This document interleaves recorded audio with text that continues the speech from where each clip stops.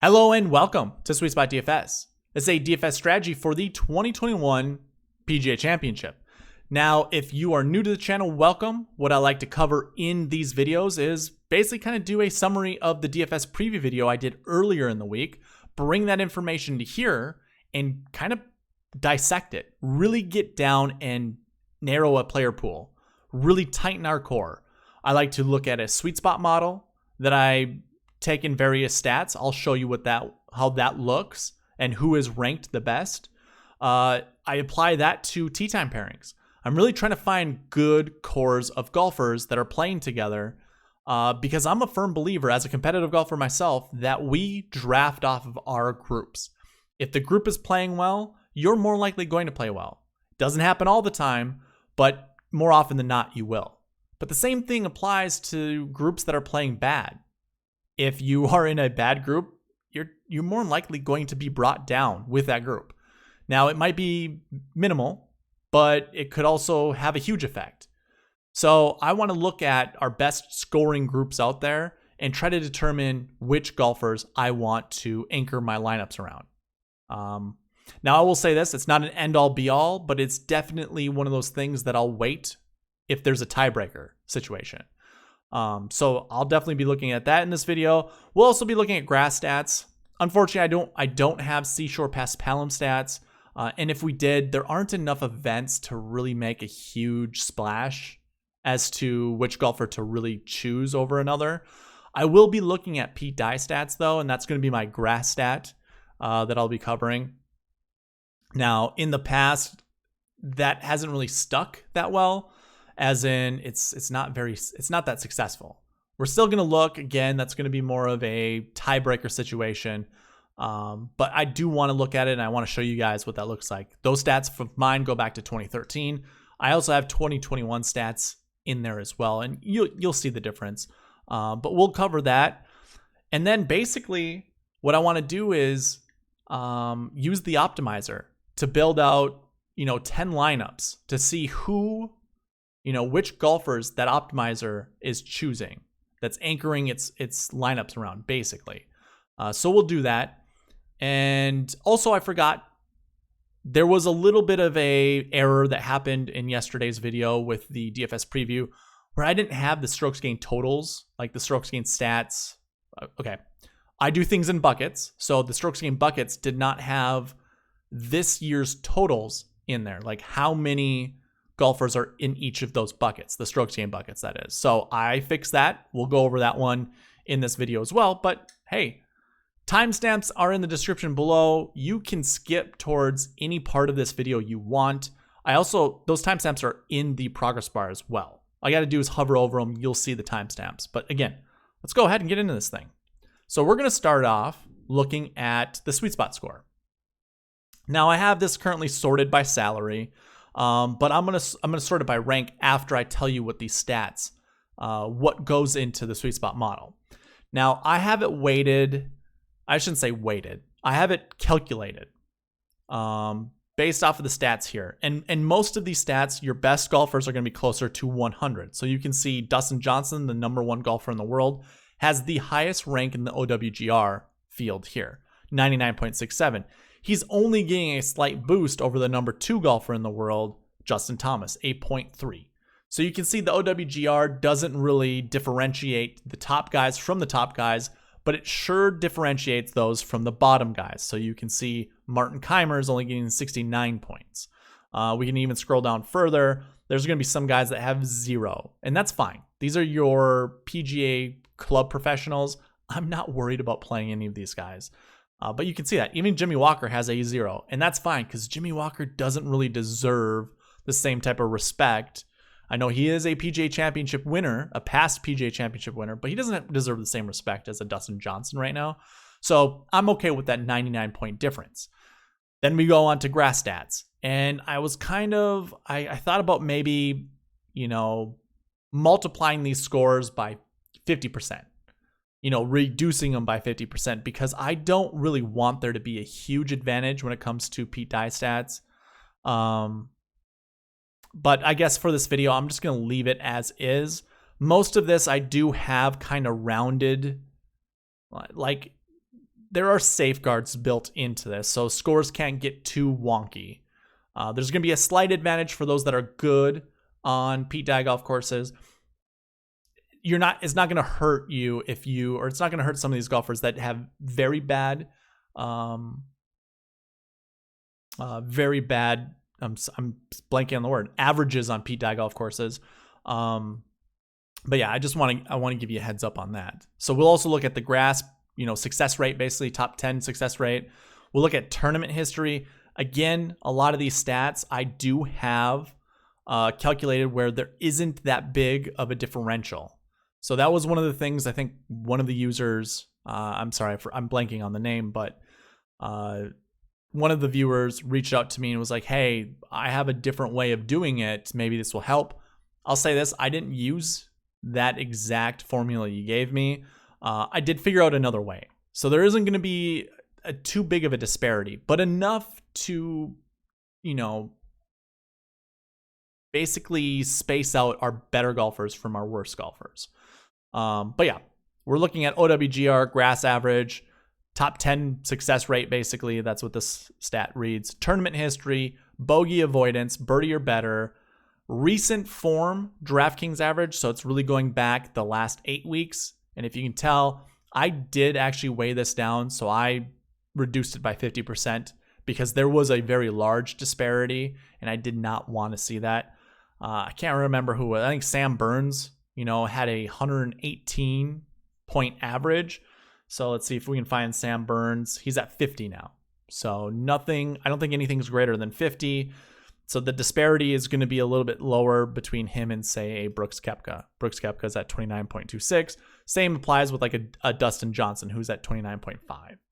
So there is going to give a slight bump because Sam Burns has been, probably one of the best recent form golfers. Why don't we give him that kind of bonus? And then we'll look at recent form average. I know that kind of sounds funny, but actually it's just called recent form average.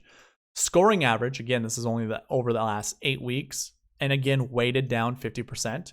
And then we have season-long DraftKings average and season-long scoring average. So all of those points make up the total score. And from that score, higher the score, the lower the rank over here. Let's see who our best ranks are.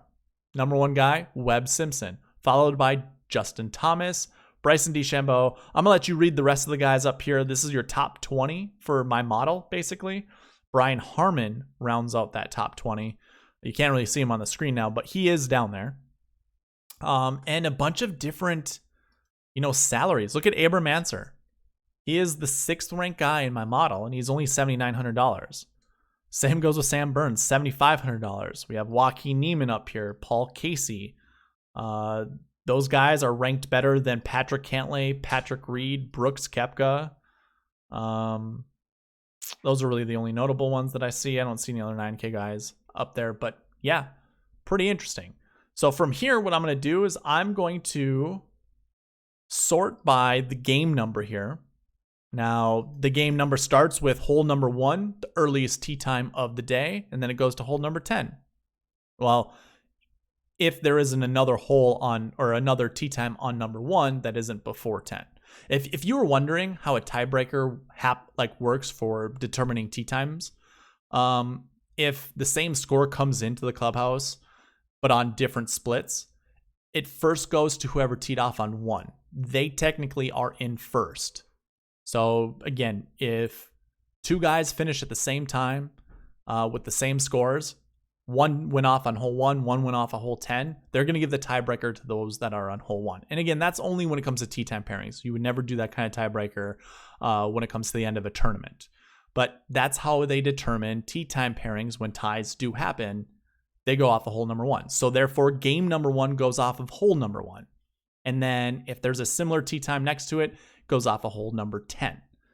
But they kind of staggered the tee times. So they have 7:05 being done on the back 9. So hole 10 starts at 7:05. Hole number 1 starts at 7 o'clock. And they have this 5-minute stagger. So what that should tell you is that the back 9 plays 5 minutes faster than the front 9. I don't know if that's absolutely true, but I'm guessing that's what the logic here is. Which brings up a couple questions. I didn't look at yardages between the front nine and the back nine. Maybe the back nine is shorter than the front nine. If that's the case, what I would want to do is target golfers that are teeing off on hole number 10 on Thursday's round. Because if your back nine is your easier, well, by yardage wise, if that's your easier nine, that's the best nine to finish on to try to make a cut. Now, there's a lot of different things that go into it. That's not going to be an end all be all. That's not the absolute best logic to build lineups, but it is a key. It's a piece. So definitely take that into consideration. If you need a tiebreaker, maybe that's it. I'm not going to go that deep with this tee time pairing, but let's go ahead. What I'm going to end up doing, most of you guys already know this. I have this column here highlighted with different colors. Yellow means that their scoring average, their season-long scoring average is better than the field average.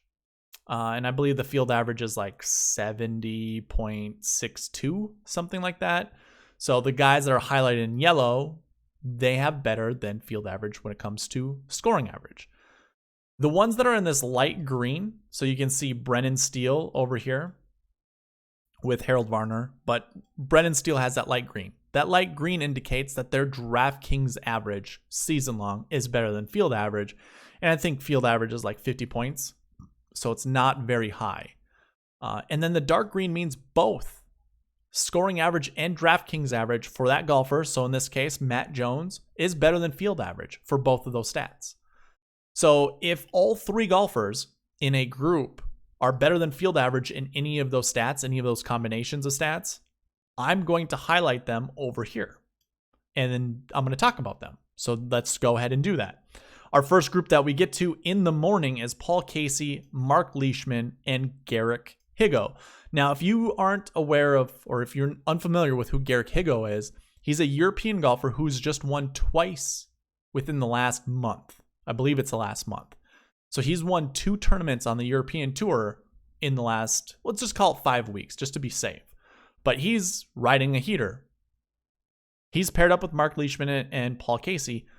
All of them have better than field average for certain stats. You can see the coloring, like I said, over here. I don't mind the group. Leishman and Casey are consummate pros. You could call them your savvy veterans. Them together, I don't know if there's any camaraderie there, but perhaps there might be, and they might be able to play off of it. I've never heard anything that they're friends, but hey, they're both $7,000, decent odds to win the tournament. Also, decent sweet spot score. If you wanted to play any of these guys, I wouldn't criticize you for it. I think those are decent plays. Garrick Higgo, on the other hand, I'm going to be a little reserved on that. I'm not really taking anything from this group. I will play some Casey, I will play some Leishman, and maybe I'll sprinkle in 1 or 2 lineups with Higgo in it. But I'm lukewarm on the group. I really don't care. Going down to our next group, we have Louis Oosthuizen, Ryan Palmer, and Thomas Detry. Now, Thomas Detry is the 98th ranked golfer in the world. I thought he was better than that. I was going to say he's decent, but he's the 98th ranked golfer in the world. Weird to say that. But anyways, he's paired up with, again, Oosty and Ryan Palmer. I like him. I like them all. I mean, I like Palmer this week at $6,900. That's cheap. And you're going to see Louis is going to be part of a anchor group that we're going to talk about.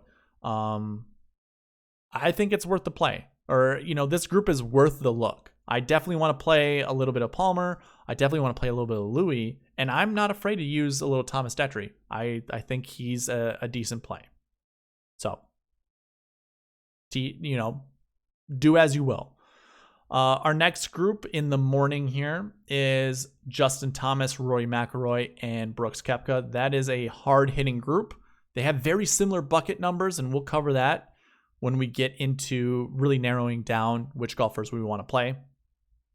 JT, the number 2 guy ranked in my model, the number 2 guy ranked in the world. He could eclipse number 1. He could be your number one ranked golfer if he wins this tournament and DJ finishes worse than solo fifth, which means a tie for fifth is worse than solo fifth. I like Justin Thomas a lot. I also like Rory McIlroy quite a bit. I like them both. It's hard to try to determine which golfer I want to play. I might split these guys and create 30 lineups with JT, 30 lineups with McIlroy. I'm going to stay away from Brooks.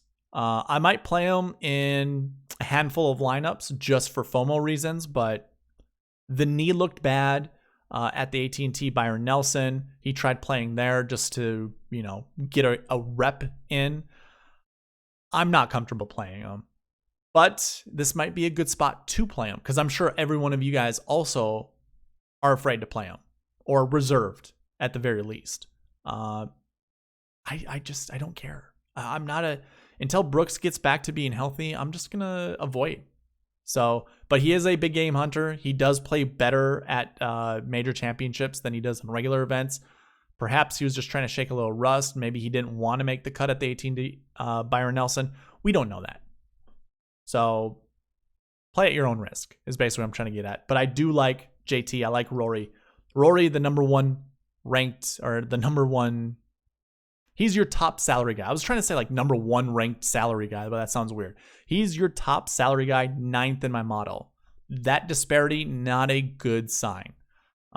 Again, I do like I'm a sucker for McIlroy. If you've been following the channel, you know I like playing Rory McIlroy, win or lose. And I did play him when he won, so obviously, yay for me. But yeah, that high price tag, I kind of wish he was going to be in the 10K range. But again, he won the Wells Fargo Championship, which is a course that he's won in the past. He's also won at Kiawah Island, the golf course that the PGA Championship's being played at. So I'm going to stop talking about this. This has gone on too long. My love for Rory here. Let's go on to the next group. Bryson DeChambeau. This is another morning group. He's playing with Colin Morikawa and Hideki Matsuyama. I think this might be the best ranked group collectively together. Their SweetSpot score, their rank equals 27. We'll see. There might be a better one in the afternoon. I'm not sure. But decent group. You have two ball strikers. I always joke and say Hideki Matsuyama is usually playing. He's always on an island by himself. It doesn't matter if the group is getting hot.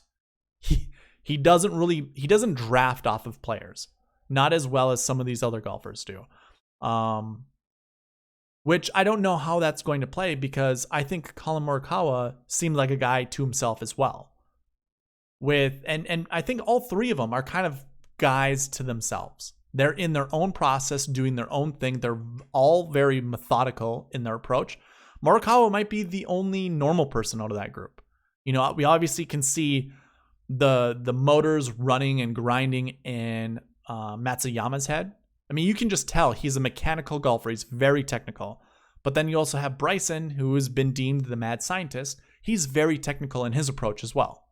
But don't be fooled by the innocent smile of Colin Morikawa. He is very technical as well. He is not an artistry type of golfer like, say, a Rory McIlroy is.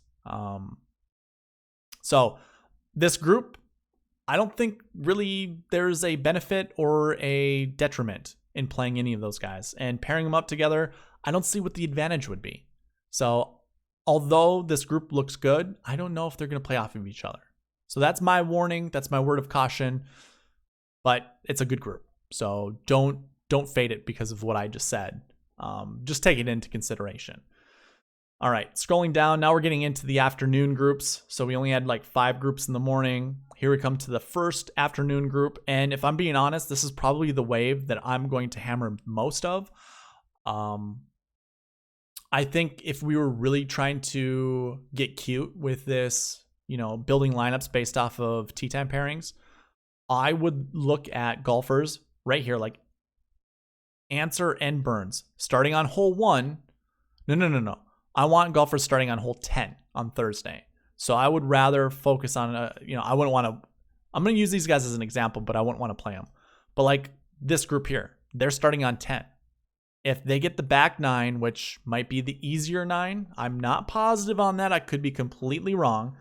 I'm just going based off of, the tee time staggered starts. So if it ends up being a little bit easier on that backside, it would benefit having guys start on hole 10, because then on Friday's round, they're going to be finishing on their back nine is going to be their second nine on Friday, which is that's what I would probably prefer if I'm trying to get cute with this tee time pairing. Anyways, we have Answer, Burns, and Homa. I think it's a really cool group. This is a great group, young guys. Let's see, what is the median age? We have a 30-year-old, a 24-year-old, and a 30-year-old. So we're looking at 26 as our average age, basically, 27, 26. Yeah, it's a young group. They're all very talented. If there was one guy that I'm fading, it's probably Max Homa, but I really like Burns and I really like Answer. And both of those guys are ranked pretty high in the sweet spot model. So I'm not worried about any of those guys. I like them quite a bit. Going down to the next group, we have Finau, Connors, and Fitzpatrick. I think this just helps Tony Finau all that much more. I think both of these guys are pretty decent ball strikers. They're going to be very in control of their irons, and I think all that does is help Tony Finau. The only thing that I'm a little worried about is these guys can be just as erratic as Tony Finau off of the tee. And if everybody in the group, or if one person, this is one of those contagious things, if one person hits it offline, I'm concerned that it's going to, kind of provide, or it's going to create a catalyst for the other guys to kind of have erratic off the tee games as well. But I'm not really thinking that. I'm going to think of the benefits of it. Finau, Connors, Fitzpatrick, their ball striking, they could be putting on a clinic and they can feed off each other off of that. Iron shots close to the pin, more contagious than tee balls all hit in the fairway. So this has, the potential to be a really good group. So play it accordingly. I like this group. The sweet spot model, not the greatest. It actually equals 100 on the button. It's okay. Yeah, I wouldn't worry playing those guys.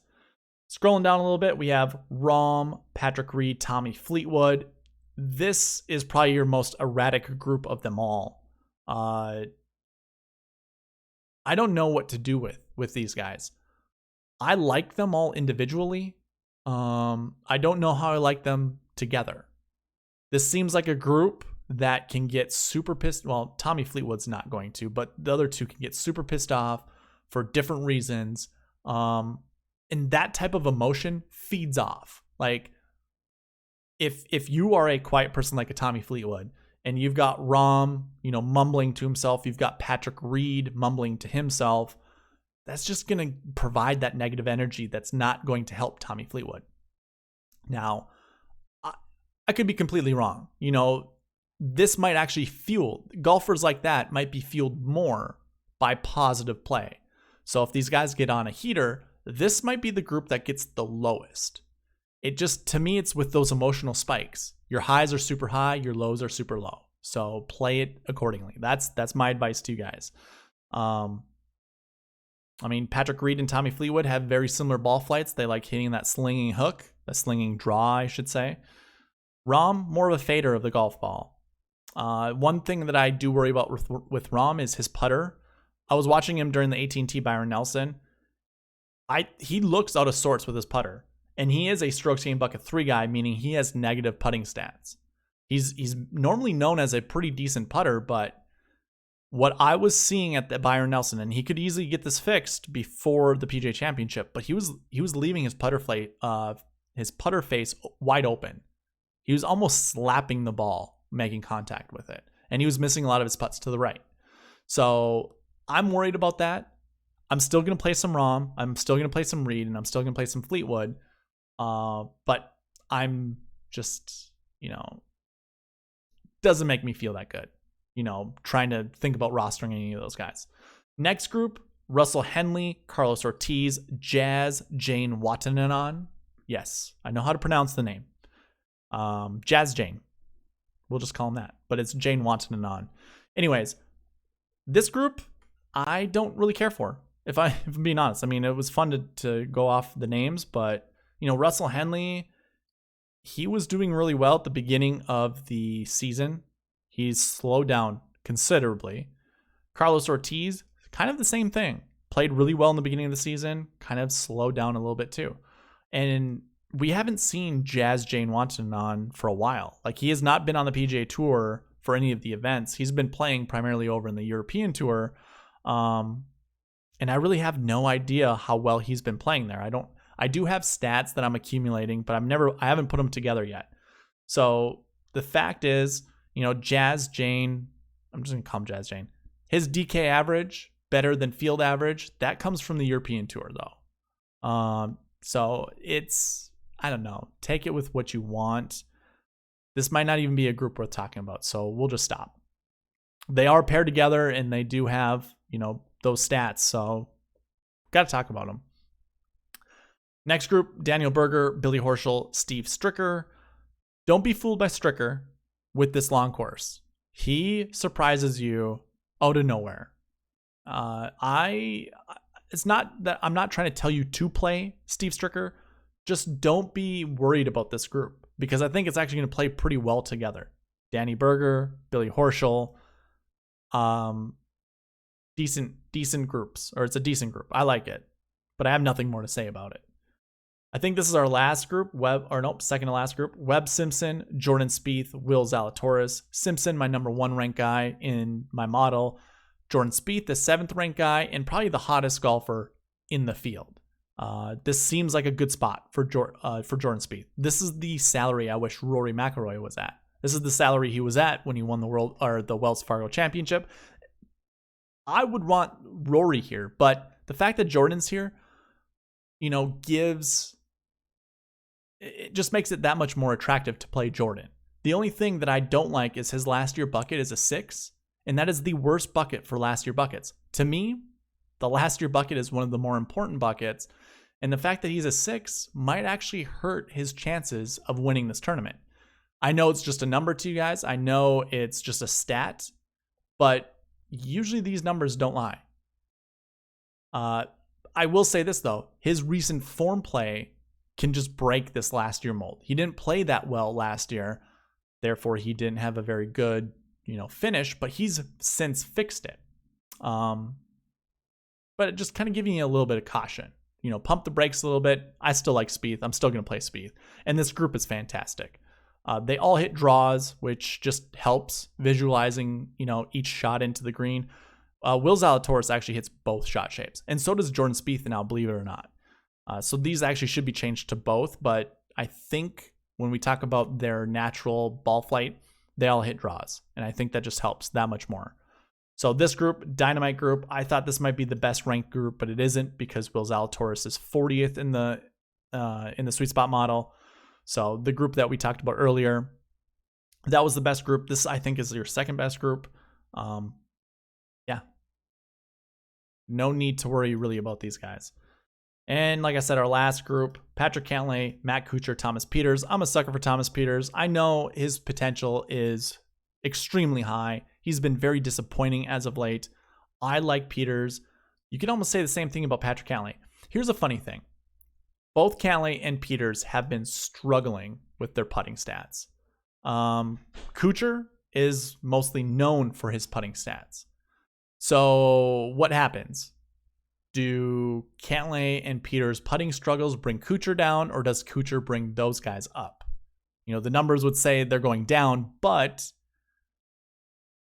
all it really takes is one of these guys having a hot putter. I think at the very least, we're going to see a neutral putting performance by Kuchar, which isn't good for him. He needs his putter to be good, but with a neutral, putting performance by Kuchar, that doesn't really do anything for Cantlay or Pieters. But it'd be nice to see one of these guys rolling the ball in the green a little bit more, or into the hole a little bit better than what they have been, and I think that can be contagious and feed off onto these guys. But yeah, Cantlay and Pieters, almost 2 peas in a pod. One is just $2,200 cheaper than the other. But I mean, Patrick Cantlay kind of deserves that, right? What is Peters ranked in the world? Peters is number 94. Okay. And Cantlay is 12. And for good reason. So that rounds out the tee time pairings. Usually what I'd go from here is our statement games, but they did not have any statements created. There was no contest created prior to me creating this video, so can't really get into it. But I do have a link for the website where you can play the game in my description. You also can find it on your cell phone. I mean, your mobile device. Go to any of those stores, purchase it from, or I shouldn't say purchase it. It's free. Download it from there. It's a fun way to play, and they will have statements up by tomorrow. So I definitely encourage you to play. It's a fun way to play fantasy sports. Okay, let's cover one thing that I forgot to. No, we'll do that right after this. We're gonna go look at grass stats because I want to do a summary of the bucket system. So let's look at our best grass stat golfers. Again, this isn't that important, but we're going to go by Pete Dye results here and look at our overall performance. You see at the top, George Coetzee and Sam Horsfield. Those guys only have one Pete Dye event under their belt. So although they have 100% top 10 success rate, it's just one event. Now, we can also say pump the brakes on that, but maybe it's worth a consideration. I'm personally going to be like, no, I don't care about this. Usually what I do is I just take out 0, 1, 2, and 3 and only look at 4 and above. So that's what I'm going to do, but you obviously saw who those golfers were. Your best Pete Dye golfer is Rory McIlroy. He's won at this tournament before. He has the best Pete Dye average.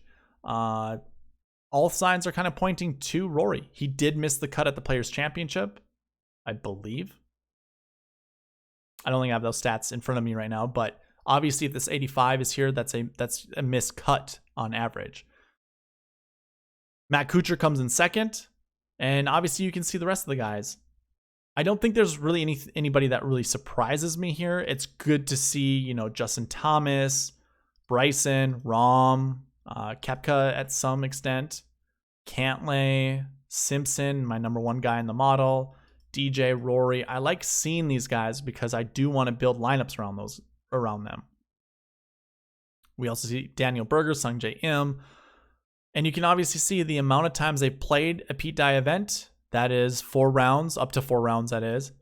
And you can see what their average is. Now, looking at top 10 percentage, so this is your success rate, that is. Let's go ahead and delete that.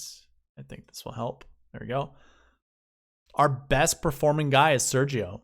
He finishes inside the top 10 more often on Pete Dye tracks than anyone else in this field. Right behind him, though, is Bryson DeChambeau and Tommy Fleetwood at 40%. So they're only a point below Sergio. And from there goes Westwood, Cantlay, Neiman, Rahm, Webb. Love to see Webb once again, and Rory. I don't see Justin Thomas, but we do see a Jordan Spieth. Where is Justin Thomas?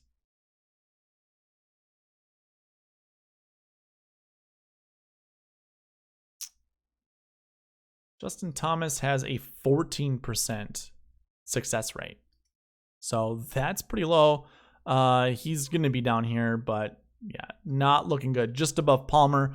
14% isn't something to really worry about.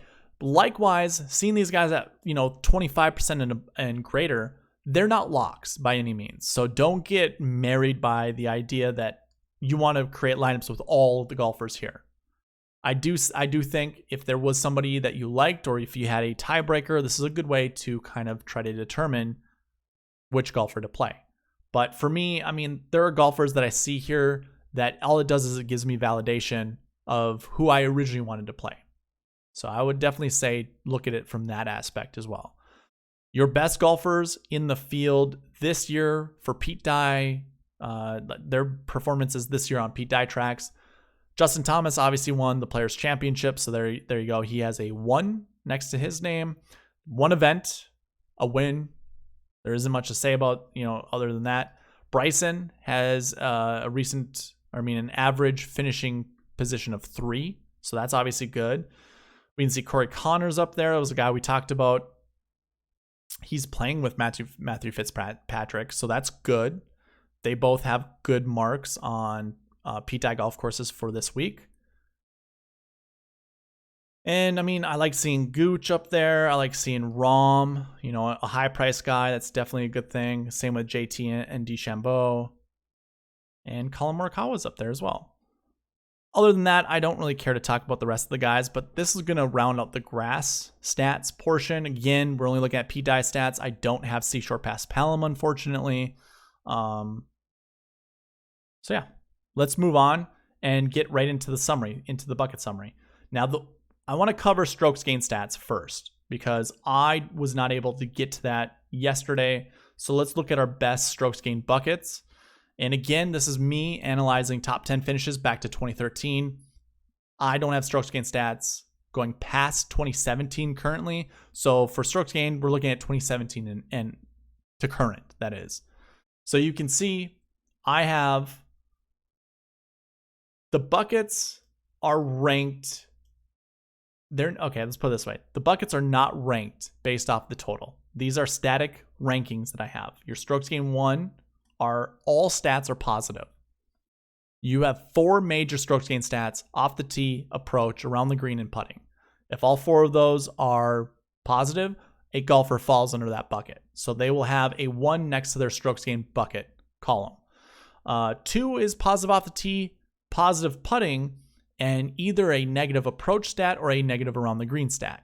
One of those 2 stats are negative, meaning they aren't all positive. Your strokes gained bucket 3, positive off the tee, negative putting. Strokes gained bucket 4, negative off the tee, positive putting. Strokes gained bucket 5, negative off the tee, positive putting. And, I should say this, for buckets 2 through 6, approach and around the green can be positive or negative. So this isn't saying everything is negative for strokes gained bucket 5. It's just saying off the tee and putting are. And then 6, we have no strokes gained stats, primarily because they're either a PGA club professional that got invited to play this tournament, or they're a European golfer that have not played many tournaments on the PGA Tour. Why I stick to off the tee and putting, to me, those are your scoring stats.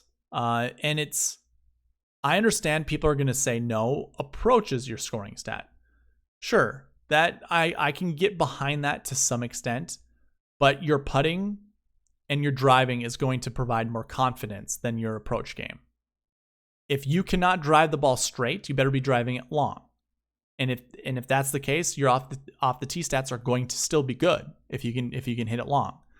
So off the tee is going to give better approach stats. Here's another thing to consider. I've already done a strokes gained video explaining what they are, but Bryson does not have as good of approach stats as, say, Justin Thomas, but I bet you their proximity isn't that different. And in fact, I kind of want to challenge that. We all know Justin Thomas is very good when it comes to ball striking, but let's see what his approach stats are. Or proximity. I don't have proximity stats. My bad. I do not have proximity stats, unfortunately.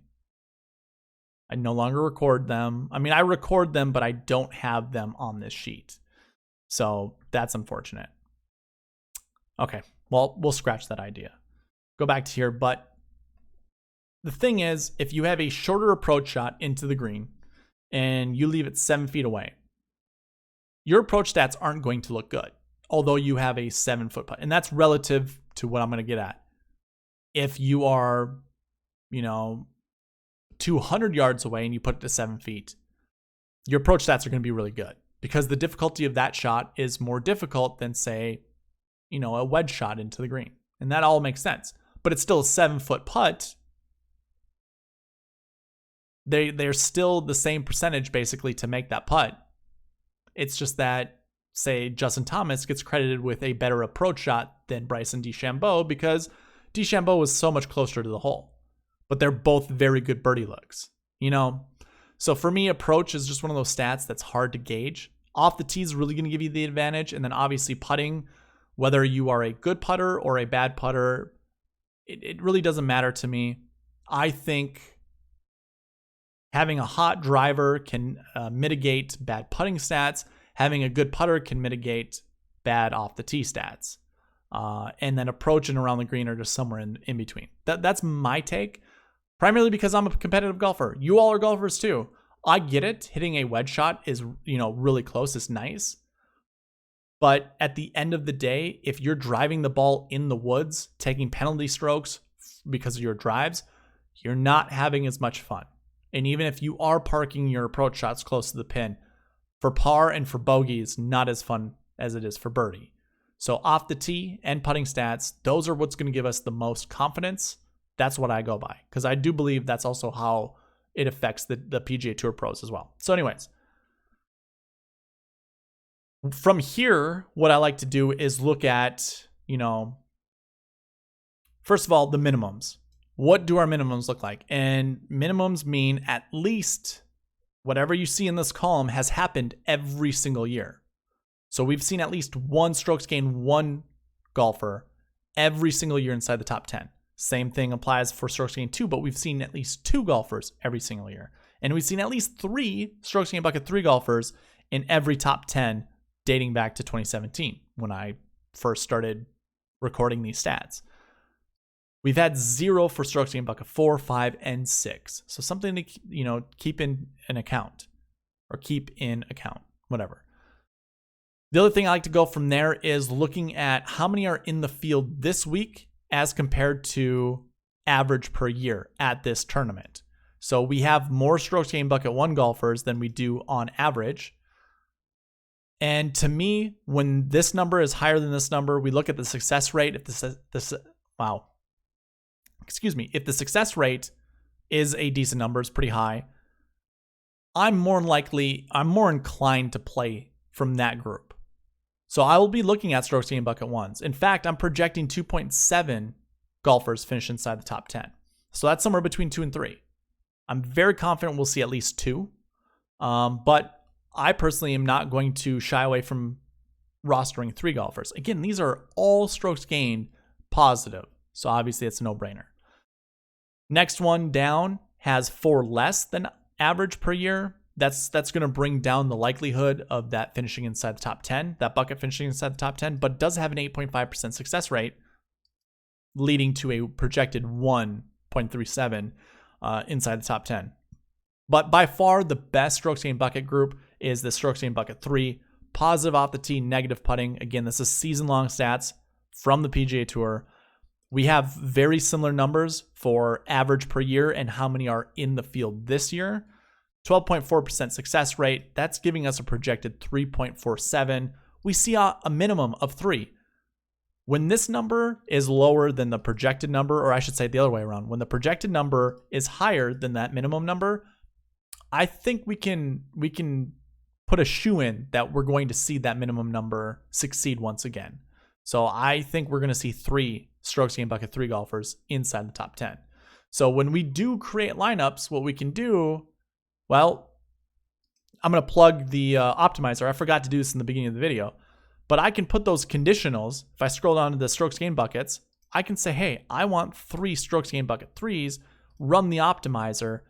The optimizer is going to give me 3 strokes gained bucket 3 guys. So you can see that's what it did. It only gave me 3. It's not going to tell you what it did, but who those golfers are. But I know John Rahm is one. Is Scotty Scheffler one? I wonder. We'd be looking at this group here. So Rahm, Scotty, yeah, he was a strokes gained bucket 3. And I'm guessing Keegan Bradley. I think that's just a no-brainer, right? How much was Keegan? 7,300. Wow. Yeah. So there we go. There's our 3 golfers that were strokes gained bucket 3. If you want this optimizer, I did mention in the preview video that it isn't optimized the way that I want it to be optimized. Yeah, it's going to give me a bunch of golfers, but what it ends up doing is it loops the same combination of golfers quite a bit. Last week, I had an issue where I had KH Lee. He was the highest ranked 6K golfer in my pool. he was paired with Thomas Pieters 3 times. And I think I only owned him like 5 or 6 times. So around 50%, if not more, had Thomas Pieters in it for whatever reason that was. So the optimizer cycles through all the different optimal plays, puts them all together in optimal lineups, that kind of stuff. Chances are, based off of ownership percentages, if they're very similar, both of those names are going to come up at the same time. And it usually ends up being a cycle like that. So I have to fix that. But if you don't care about that, you can still create 100 unique lineups with this. And for some of us, that's good enough. I mean, it's going to be good enough for me because this is how I'm exclusively creating lineups. If you want this optimizer, what you need to do is one of 2 things. Either be on YouTube or be on Twitter. But there's more. On YouTube, you have to be subscribed to me. I forgot to mention that in my preview, but you have to be subscribed to me. You have to like the video. You have to comment in the comment section. When we get to our anchor buckets, tell me which anchor bucket you like the most. That's going to be the comment I want you to provide. And then you're going to have to reach out to me on email. So SweetSpotDFS@gmail.com. Reach out and say, hey, I'd like the optimizer. I'm going to send it. I'm going to send you this optimizer as is. So I have everything in here. You know, you can save your lineup. So if we want to save this lineup gets saved in the lineup section here. You can then copy this over to a CSV file, import it into DraftKings. It just saves you the trouble. Obviously, you don't want the metric there. That's just my own way. You can also use this contest page to randomize how you want there. So you put your CSV, your DraftKings lineups here, and then it's just going to copy and paste this, and it's going to randomize the order. You can continue to click this, and it's going to give you a different order over and over and over again. Obviously, it's not doing it because I only created one lineup, but this will be available. And then I have the dream sheet on there. So this is the PGA Championship. This is everything that I've covered in all of my videos. The preview, what we're going to do here in the strategy video, has my scoring, obviously the totals here, the rank over here, all the strokes gained buckets, or I should just say all the buckets. That's all included. And then I also have this ownership page, which I will cover in this video a little bit later because we're really going to be going off of this. But anyways, that's all you got to do on YouTube. On Twitter, you have to be following me. You have to retweet the tweet that comes out with this video, as well as like it. Those 3 things, I will contact you, and then you can have this optimizer. So, let's see, where was I going with that? Oh, the optimizer. That's right. So yeah, 3 is our min for strokes gained bucket 3. That's what I'll be probably creating most of my lineups with. I'll probably bump it down to 2 on that conditional thing. But yeah, I'm definitely going to be looking at this. And it's really just going to be those 3 buckets I'm going to be looking at. But I will sprinkle in strokes gained bucket 4, 5, and probably not 6. Not a very high success rate. I know 5 doesn't have a high success rate. But I'm more comfortable playing 5s than I am 6s. That's just what I've seen over the last couple weeks or just this whole year when it comes to tournaments. So yeah. This concludes the strokes gained buckets. Now, if I were to open them all up, here's what I am going to do. We want to find anchor plays. What I'm going to do first is sort by this minimum bucket. So I want to see at least 1 or more. So we do that. We already get rid of a bunch of buckets. And we're, like I said, we're trying to find anchor buckets to play. The next thing I want to do is find anything here below 25. And I have 4 buckets that are below, 25 and below. And I'm choosing this because it's easier to select from a pool of 25 golfers than it is from 55 golfers. So I'm going to look here. And then the last thing I want to look at,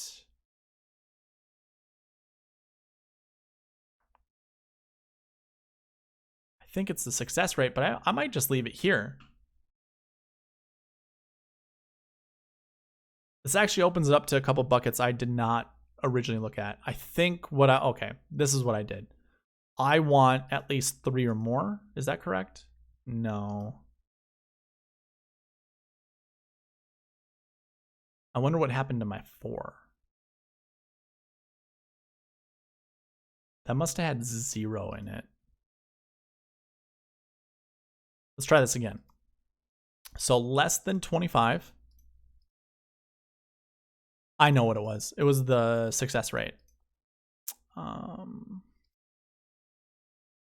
25 or less. We'll do that first. Success rate, I want, I think 8 or greater, if I recall.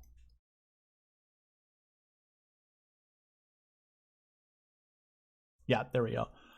And then from here, I want my projections being higher than 1.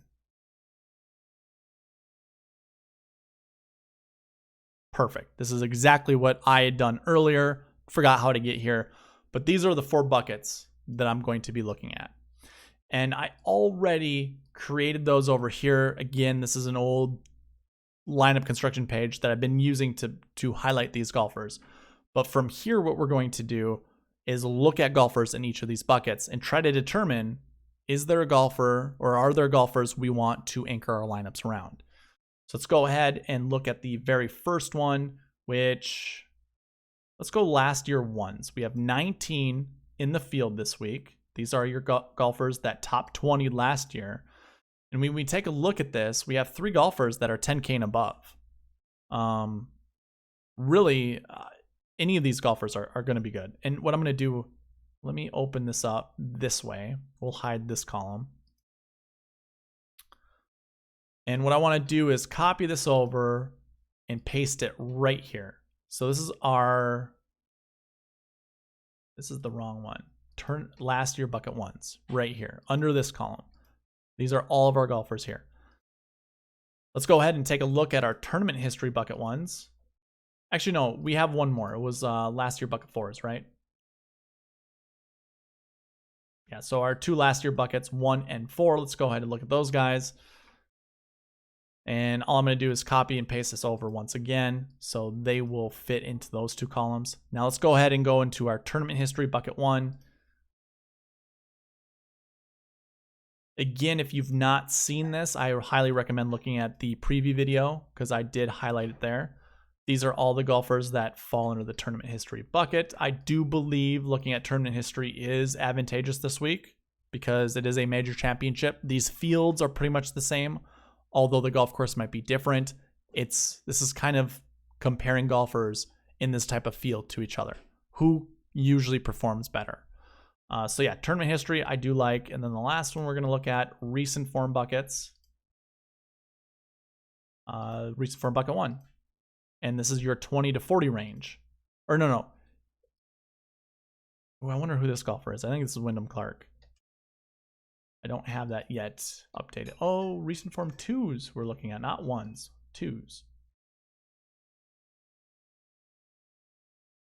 You do that, and here you go. Recent form bucket 2 golfers. So we'll put those there. Now, what I could do is let's cross-reference to see if we can find, any of these golfers in the multiple buckets. But I think a better way to do this is, let's go ahead, sort by recent form bucket 2. We already have that. Then we go to tournament history bucket 1.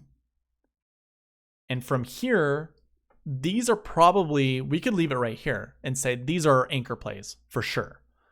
But really, we went over last year bucket 1 and last year bucket 4. 5 golfers we could anchor our lineups around. And if you're with me, in the strokes gained buckets, if you're with me during the preview video, or when we talk about the salary buckets and the optimal lineups, the optimal lineup salary construction was having a 10K guy, a 9K guy, an 8, 2 7s, and a 6. Actually, it was more of a 10K, 2 7s, and a 6. That's where you want to start your lineups with. So as you can see, Justin Thomas is our only 10K and above golfer. And we don't have any 7s or 6s here, but if we did do that 10, 9, 8, 7, 7, 6 construction, JT paired with any of these 9K, these 9K golfers will definitely be in my lineup or in my lineups. I might even go 30% with one, 30% with another, 30% with the other, and then with the remaining 10%, mix and match these guys together and pair them up with whomever. because I like that. Now, here's the thing. Just because they hit in all 3 buckets that we talked about, or, well, 3 of the 4 buckets we talked about, they're either a last year bucket 4 or a last year bucket 1, this doesn't confirm that they're going to finish inside the top 10. All it does is it betters their chances. I mean, it nearly triples their chances of finishing inside the top 10. With that type of knowledge should provide you a little bit of confidence that rostering any of these guys is going to give you the best chance of having at least one of your golfers inside the top 10. Now, if we look at that summary page once again, when we look at all of this, look at the projections. We have over 2, meaning we could have multiples in here. JT, again, you're only 10K and above guy. He could be paired up with a Victor Hovland inside the top 10. They could be part of the optimal lineup very easily. But also, what could happen is Victor, Xander, and Webb could finish inside the optimal line, or inside the top 10, and maybe 2 of them are part of the optimal lineup. Although they would all finish or inside the top 10 and all hit for these buckets, you might only be able to roster 2 of those guys. So that's what I've learned throughout this whole history of doing the bucket system. The buckets usually hit. I mean, I should put a percentage to it, but I'm going to give it like a 90%. That the buckets hit the way they're supposed to do. I know that's kind of a vague thing to say, but if I were to tell you, with the summary, that we will see a projected amount of these golfers inside the top 10, I'm going to give it a 90% success rate, saying we will see 3 last year 1s inside the top 10. We will see 2 last year 4s inside the top 10. And we will see up to 4 recent form 2s and tournament history 1s inside the top 10. I'll give it 90%. We'll revisit it during the review video, but I'm pretty confident that'll happen. So yeah, you have these golfers that fit across all of them. But if you do take a look, our player pools are this. So of our tournament history buckets, or bucket 1 guys, we have 23 guys to choose from. Any one of these 23 guys can finish inside the top 10. So another way to look at this too, and I know this is going to be, a headache, but let's say we have Xander Schauffele finish inside the top 10. And we also have Webb, who we already talked about, and say we have Justin Thomas.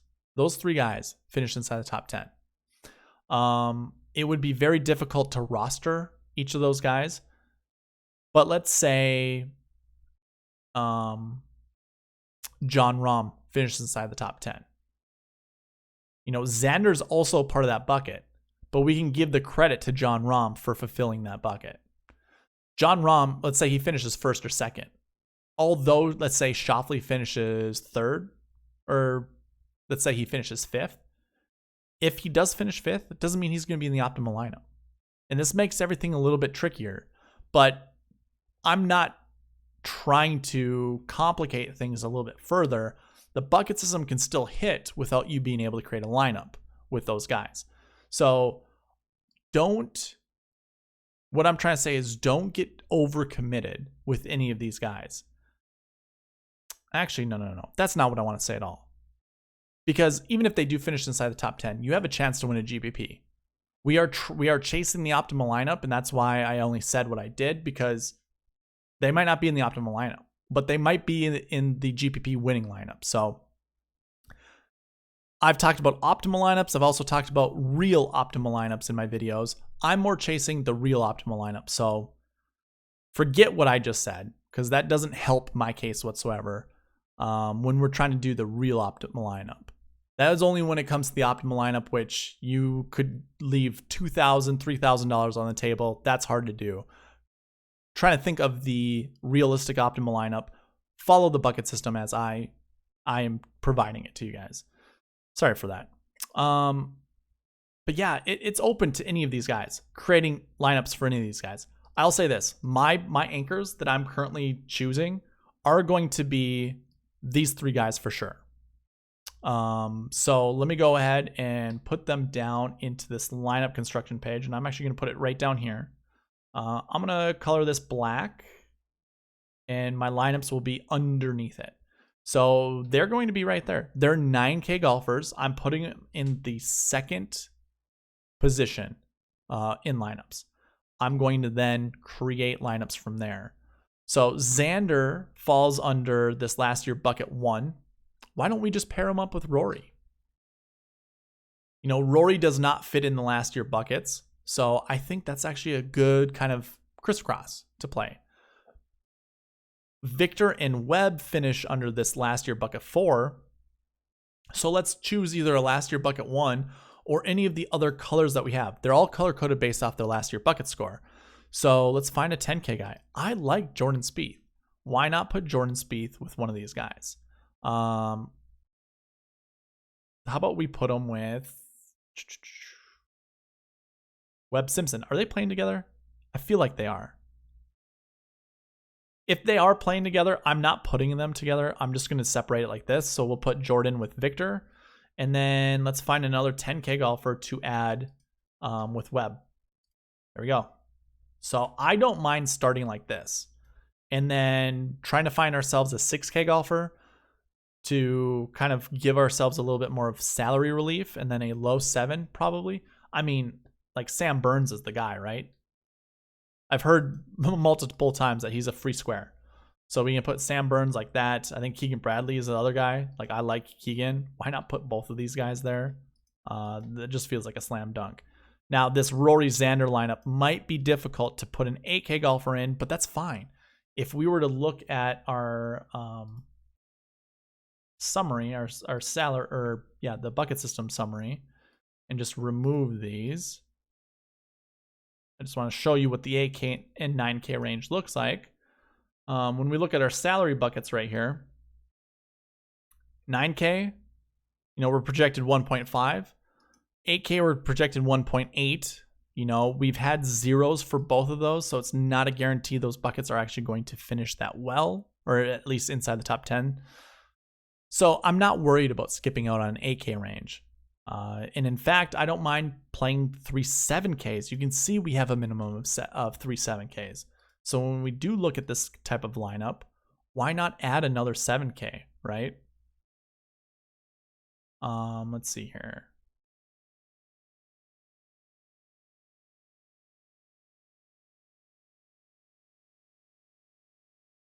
I think what I wanted, yeah, let's just open this up to everybody.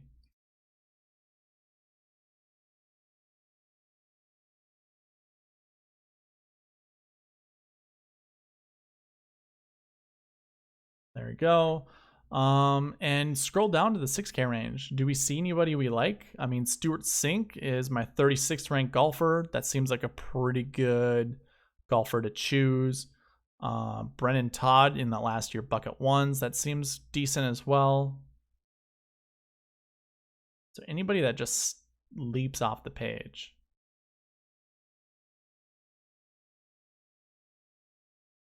I really want to just stick to 65 and above. I do like Gooch. We'll play Gooch. We can play Brennan Todd. We can play these 3 golfers. That's fine. So we'll throw them all right there. Darn, I thought I was going to copy all of them.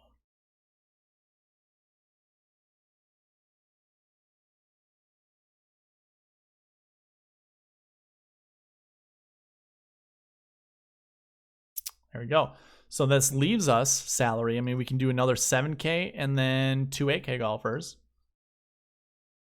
So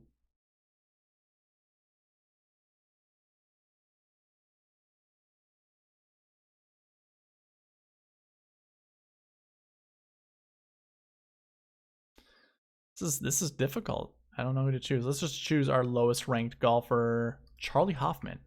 Wow. Missed out on, I didn't even think of that. So there we go. We have one lineup there. And then we can find a low 8K golfer, maybe another 7. I'm going to go with 8. Oh, Louis is definitely my choice. So put him there. And then we can do one more 8K guy, just a little bit more expensive. Go with Daniel Berger. He's my lowest ranked guy that I can fit. Let's do it. And there we go. 3 lineups just like that. I don't necessarily have, any anchor plays outside the 5 I just said. The 3 that I like, obviously, right here, the 9K golfers, Xander, Victor, and Webb.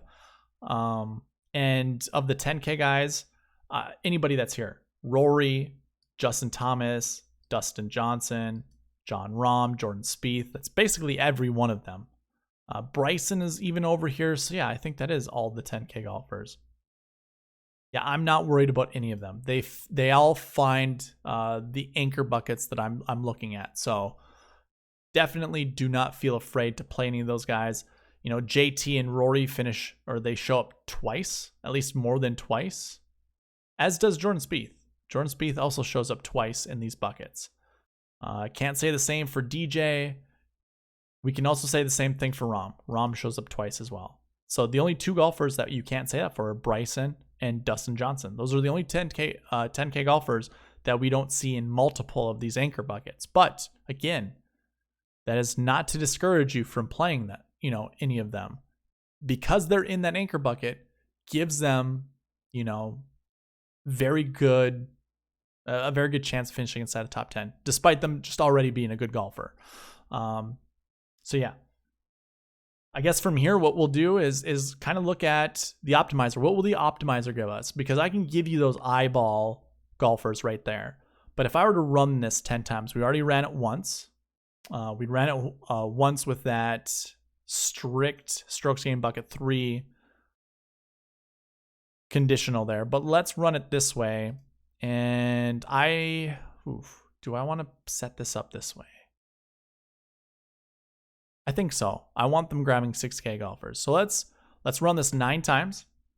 That'll obviously even out to be 10 and see what the optimizer provides us. Now, I set the ownership level at 16%. And I did that because 16 divides into 100 6 times. You can obviously use 6 golfers in a lineup. The numbers just worked out well. So that's why I chose 16. I usually go by 20 and see how the optimizer kind of breaks things down. Looks like it kind of errored out. I don't know what it would error out from, though. I don't think I have any conditionals in there that would cause it to have an issue. Okay, so 10 lineups were created. Let's make sure they all filled in. They sure did. They all were under 50,000. Perfect. So looking at the optimizer, we can see what was picked and what was not. So to me, the 20%ers are what the optimizer likes the most. So John Rahm, Bryson DeChambeau, and Jordan Spieth, but also Xander Schauffele, Hideki Matsuyama, Webb Simpson. That's kind of a no-brainer. Daniel Berger it chose 20%. Louis Oosthuizen, Abram Ancer, Joaquin Niemann, and Paul Casey. Sam Burns, that seems like a no-brainer. Brian Harmon, who's been talked up quite a bit. We see no Keegan Bradley. Oh, we do have 10% Keegan. Okay, that's good. I was going to say, no Keegan, that's interesting. Kuchar shows up, 7,000. That's a cheap guy. Ryan Palmer, that's a no-brainer. Stuart Sink is kind of a no-brainer as well. Brendan Steele, another 6K golfer that the optimizer likes. Okay, so the optimizer in the 6K range likes Brendan Steele, Stuart Sink, Ryan Palmer, Matt Kuchar. Matt Kuchar's not in the 6K range, but it also played the likes of Kevin Na, Charles Schwartzel, Brendan Todd, who we kind of already talked about, Alex Noren. I like that because I do like Noren. That rounded out the 6K range. Inside the 7, we had Grillo, Kuchar, Horschel, Siwoo Kim, Bradley, Hoffman, Homa, Leishman, Casey, Neiman, Ancer, Scott, Oosthuizen. Oosthuizen's not in the 7K range. He is in the 8K range. Oh, I forgot to talk about Tyrrell Hatton. He was also selected 20%. But it was Oosty, Hatton, Rose, Fleetwood, Im, Scheffler, Berger, Zalato. So basically everybody in the 8K range except for Tony Finau, Cameron Smith, Matt Fitzpatrick, just those 3. And 9K would have selected everybody except for Patrick Reed. That's a surprise. That's a huge surprise. That's crazy. Let me delete these lineups and set the ownership to Let's go 30%. So I'm gonna go 30%. If you are using this optimizer, you can do the same things that I'm doing right here. And let's put in some conditionals. So we already talked about the buckets we like. We like last year 1s. We like last year 4s. I have course history buckets, but remember this is tournament history. So tournament history 1 and recent form 2. So if we put 1s for all of those, and then also strokes gained bucket 2, I think is our number, 3 is our number 1 bucket here. Let's go ahead and make sure we select 3 of those. And I think 1 strokes gained bucket 2 golfer, and keep this structure here. Let's see if the optimizer can create 10 lineups without erroring out. We're probably gonna see an error, but we'll see. Ooh, look at that first lineup. That was a juicy lineup. We'll discuss it, but that looked good. And actually, we're just gonna create 9 lineups. I do 9 lineups because if you run the optimizer once just to get a feel for it, you can just save that lineup and then just do 9 from there, and it gives you an equal 10. So it works out nicely for me. Same applies for like if I were to do 90 lineups. I like to handcraft 10 of them of golfers that weren't selected. So when we do it this way, with all the conditionals that we put in place, it still selected 0% Rory McIlroy, and it selected 0% Justin Thomas. It really liked DeChambeau. It really liked Rahm. Same goes with Matsuyama, Webb, Berger, Scheffler, which is surprising. Sergio shows up now. Burns, sure. Brian Harmon, Keegan Bradley. There we go. We got some Bradley. I actually picked Cameron Champ in 22%. In our 6K, we have Ryan Palmer. That's no surprise. 22% Charles Schwartzel. 11% Munoz. 33% Brendan Steele. So it really likes Brendan Steele. It really likes Palmer in the 6K range. 7K range, Bradley, Harmon, and Burns. And Sergio. Those 4 golfers are all 33%. I mean, we do have Joaquin Niemann at 22%. I guess we do have Kokrak here at 11%. So that's interesting. Of the 8K, we do have Hatton at 22%, Scheffler 33%, Berger 33%, Simpson 33%. He's not in the 8K range. So just those guys in the 8K range. And then you can see who is here in the 9K range and who is in the 10K range. So it liked Spieth, it liked Bryson, and it liked Rahm, which is crazy. That's pretty surprising. I think I'm going to do this. I'm going to delete this. I'm going to put 0 for 8K. And actually, I'm going to put 0 for 9K. I want to see if it'll do that same selection with those now not together. I do also have, I forgot to mention this, you can't see this, but my minimum salary I have set to $49,000, maximum obviously to $50,000. I don't have a nice little cool slider that some people do. That's fine. Let's go ahead and run 9 lineups this way. Maybe we'll see a little bit difference up here in the 10K, maybe even in the 9K range, not having to select an 8K golfer or even a 9K golfer. Kind of already starting off the way that it was before, because we do have 2 7s and a 6K. I mean, it's only natural to go 9 and 8. Yeah, it's pretty much selecting the same guys. So even without the 9 and the 8, still selecting the same guys in that range. Run the optimizer one more time.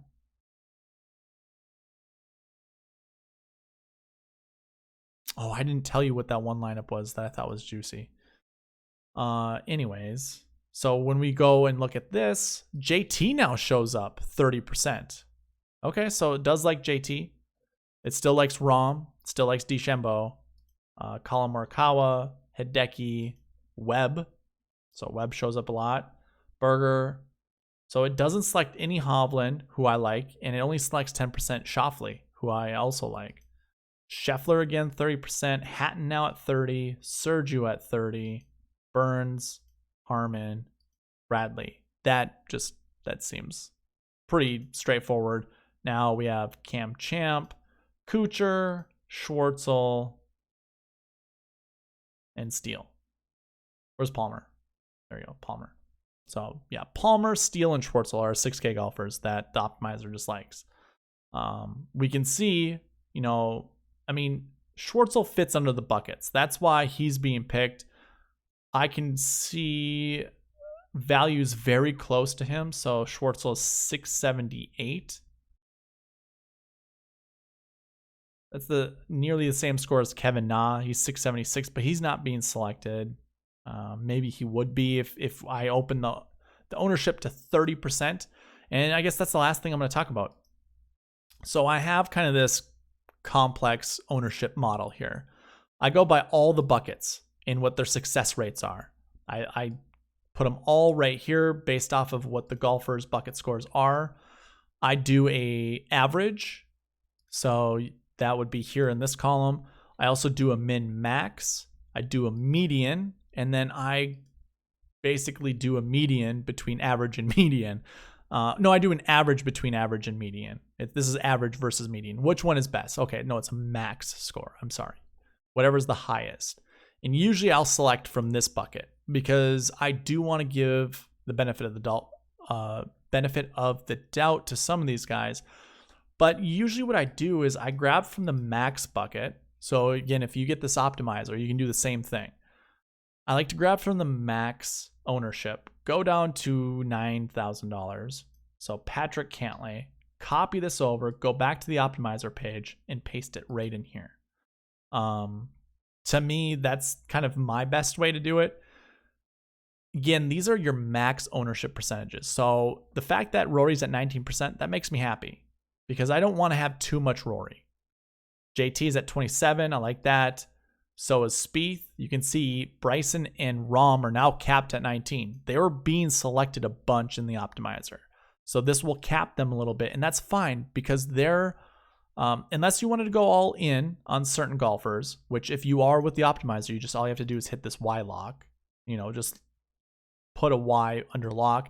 It will forego any ownership or exposure limitations. And it'll also lock them in to being picked all the time. But I like this because now Xander's at 27%. I do like that. I do want to see more Xander being selected and less Morikawa. I really want less Morikawa. And that's the other thing too. If you don't like a golfer, you can come here and go to their min. That way you're not really punishing yourself. 3% might be a little too low. I would rather take the median, 12%, and put that under Morikawa's number.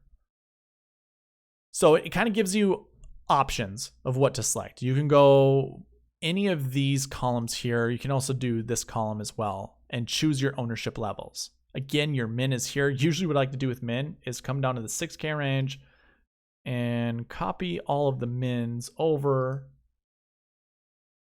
because I don't want to play that many 6K. Like 6K should not be really a popular option for some of these guys. And put those numbers in.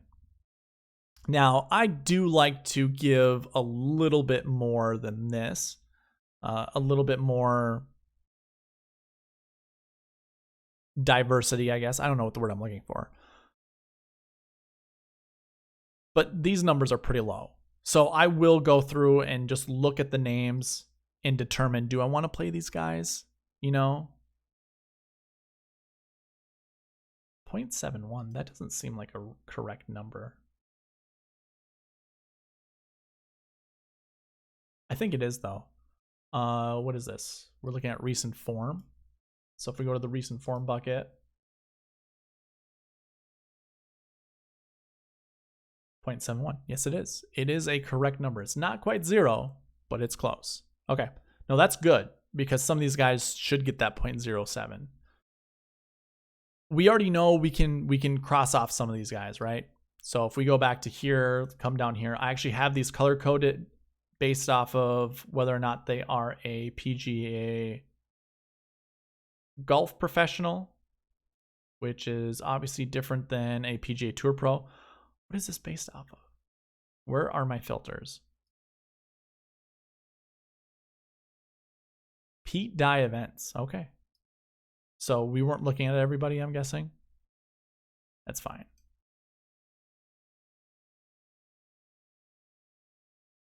Okay. Anyways, we can cross off all these guys here. So everybody that has a color font, just cross them off. There's no reason to play any of these guys.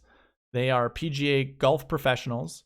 meaning they're your club professionals, or they are club professionals. I don't think they're going to be competitive here, so I'm not going to play any of them. You can see past champions; those are highlighted in red. I'm not playing those guys either. And I mean, we have 24 golfers. You can just cross right off the list. So this 156 man field goes down to 133, and it's top 70 in ties for cuts. It makes getting all 6 to 6 through just a little bit easier when we can cross off these guys here. I'm not worried about any of those guys.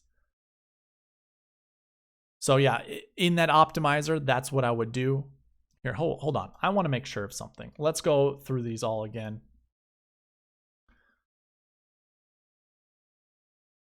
I think we're still good. Last year buckets. We did add one more. Okay, so I'm going to go through all of them. Definitely pause the video and take a screenshot if I missed a guy that you saw. So another one was added here.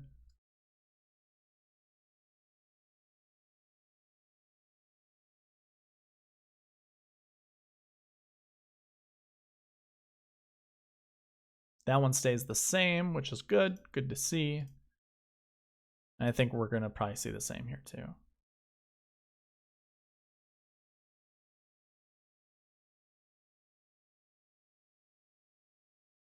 Nope, we had one more, right?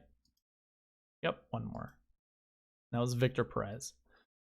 Okay, so there were one guy added to the tournament history bucket, one guy to the last year ones, and one guy to last year four. Otherwise, recent form bucket 2 was unchanged. Anyways, yeah, when we talk about our ownership levels, surprised I can actually get back to what I was talking about. But if we come back here, those golfers I did name, I'm going to go ahead and put 0% next to their names if they're not already at 0%. I mean, yeah, 0.71%. I will go and just put 0% next to a lot of these guys. For those that do get the optimizer, all you have to do is just put no instead. No will just cancel them out. And if you want to do this faster, you can just click and drag down. It's fine.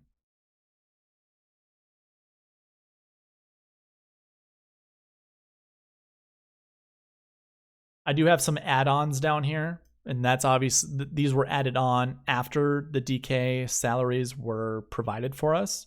So they're down here. You can sort these, but if you do use my buttons, it's all based off of what's in place right now. So if you do change things around, if you hit any of these buttons here, it's primarily if you hit the SweetSpot defaults, it is using a column over here, the columns that I have here. It is copying and pasting them over in here. So if you do change things around, especially here, actually I should say it does copy and paste into here, basically. So anyways, yeah, ownership for me, you know, your top guys, I went through, let's go through, say, the 8K to 7K and just do the median average. So we go here all the way down to 7s.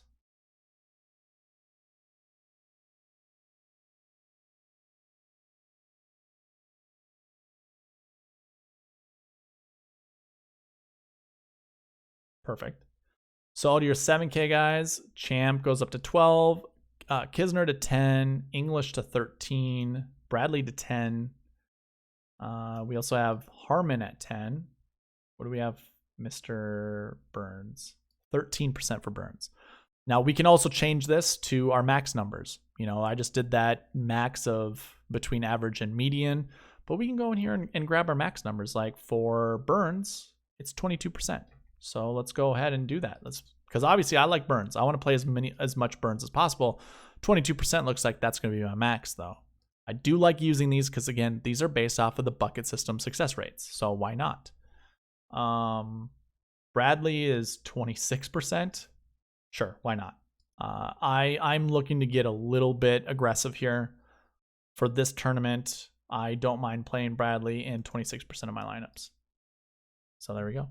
Yeah, if you do want this optimizer, obviously I gave you the tools on how to get it, or the rules, I should say. Again, you have to either be subscribed to me on YouTube, like this video, provide a comment, and then email me at SweetSpotDFS at gmail.com. Or follow me on Twitter, like the tweet I'm going to send out with this video, and then retweet it. And I will contact you for this optimizer.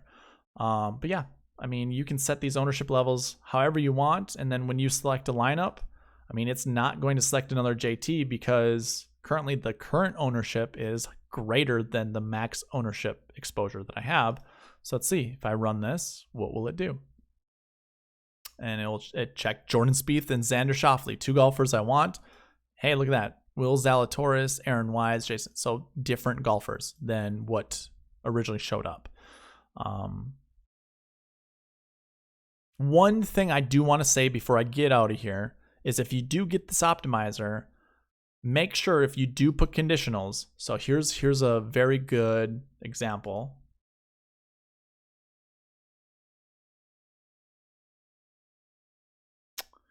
Summary, let's see here. Which bucket do I want to choose? Let's go with last week ones. So if I were to go with last week ones, we have 8 golfers in that field. If you wanted to select this as a for sure bucket, so we clear this. Now, if you look at this, 8 golfers, if you create 100 lineups and you set the golfers that you see here, their ownership levels, so Spieth, Zalatoris, Berger, Burns, English, Kuchar, Cageley, and Schwartzel. If you, let's put it this way. What you're going to have to do is put in your calculator. You create 100 lineups, divide by 8. This is you have to at least have 12.5% average for each of those golfers. Or a different way to think of it, your max exposure needs to be 100% for all of these guys. But if you also have other conditionals in there that work around the other buckets or the other salaries, you're going to also have to put that into account as well. So if you have too strict of conditionals, so let's say give me